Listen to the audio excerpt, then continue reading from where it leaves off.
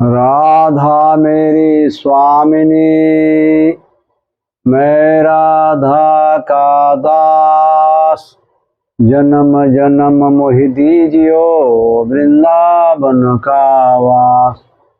ये एक संत महात्मा जब तपस्या करता है तो राधा रानी से एक ही प्रार्थना है, वरदान मांगता है। हमें वैकुंठ नहीं चाहिए, स्वर्गलोक नहीं चाहिए, मुक्ति भी नहीं चाहिए, हमें तो सिर्फ जन्म जन्मांतर जब भी जन्म हो ब्रज में जन्म हो। ये ब्रजभूमि है और भगवान कृष्ण की लीला स्थली है। तो जब भगवान के माता पिता वृद्ध हो गए तो भगवान को उन्होंने याद दिलाया, माता यशोदा, नंद बाबा के हम लोग एक मनौती किए थे कि हमारे घर में पुत्र पैदा होगा तो चारों धाम करेंगे। चारों धाम की इच्छा जाहिर की तो भगवान कृष्ण जो है सोचने लगे कि ये वयोवृद्ध हैं और बहुत चलना पड़ेगा, पैदल यात्रा है, ये कर नहीं पाएंगे। तो ब्रजमंडल में उन्होंने चारों धाम की स्थापना किया। योग माया जो आज विंध्याचली देवी के रूप में स्थापित हैं, माता भगवती जो नंद बाबा के घर में आई थी और कंस जो उनको पटकने का प्रयास किया, मारने का, जो आकाश उड़ के विंध्याचली देवी बन गई, उनको आह्वान पर योग माया आई है और आदि बद्री की स्थापना ब्रजमंडल में हुआ है। वहां गंगोत्री यमुनोत्री की स्थापना हुई, हर की पैड़ी हरिद्वार की स्थापना हुई, केदारनाथ की स्थापना हुई। वो आपका जो आदि बद्री है गोवर्धन से 35 किलोमीटर पड़ता है ब्रजमंडल में।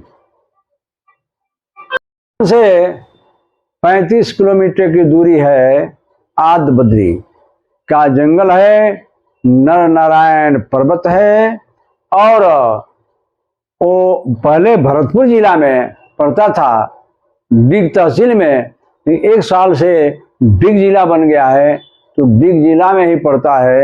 आपका डिग से 18 किलोमीटर आगे है आदि बद्री। यहाँ लोग जाते हैं हजारों की संख्या में पदयात्रा करते हुए गाड़ियों से और वहाँ दर्शन करते हैं।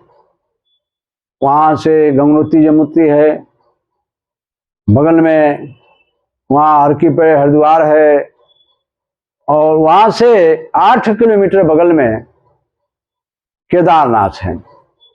केदारनाथ स्थापित है पहाड़ी के ऊपर, करीब करीब 200 सीढ़ियों पार करके पहुंचा जाता है। लेकिन केदारनाथ जो है वहाँ आपको कोई हाथ से बनाई चीज नहीं मिलेगी, अपने आप निर्मित शिवलिंग है, अपने आप निर्मित जो है ये नाग के फन हैं, बहुत सारी चीजें जो हैं अपने आप वहाँ बनी बनाई पहले से ये पर्वत हैं, कहीं कहीं भी हाथ नहीं लगाया गया है। केदारनाथ के दर्शन करने के बाद वहाँ जब आगे बढ़ते हैं तो कामा के नज़दीक है चरण पहाड़ी। वहाँ बताते हैं संत महापुरुष की भगवान जब बंसी बजाए थे तो बंसी बजाते समय पर्वत पिघल गया था, तो आज भी चरण चिन्ह है भगवान के, उसका नाम पड़ा चरण पहाड़ी। वहाँ से 2-3 किलोमीटर आगे बढ़ेंगे कलौटा ग्राम में तो वहाँ फिसलनी शिला है। यहाँ आज से 5-6 साल पहले भगवान कृष्ण के समय बाल बाल फिसलते थे, आज भी फिसलनी शिला जो है और फिसलते फिसलते इतने गड्ढे हो गए हैं कि कोई भी कह सकता है उसमें धारदार गड्ढे हो गए फिसलने से। तो बहुत ही प्राचीन और कृष्णकालीन वो फिसलनी शिला है, आज भी जो लाग जा कर के लोग फिसलते हैं। उसके आगे कुछ दूर आगे बढ़ेंगे तो भोजन थाली है, जहाँ भगवान कृष्ण अपने ग्वाल बालों के साथ में भोजन खाते थे।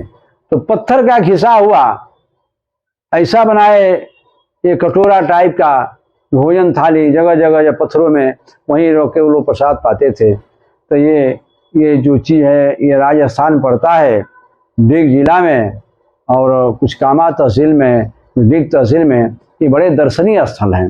तो भगवान ने इनको चारों धाम कराया। अपने माता पिता को ब्रज से बाहर नहीं जाना पड़ा।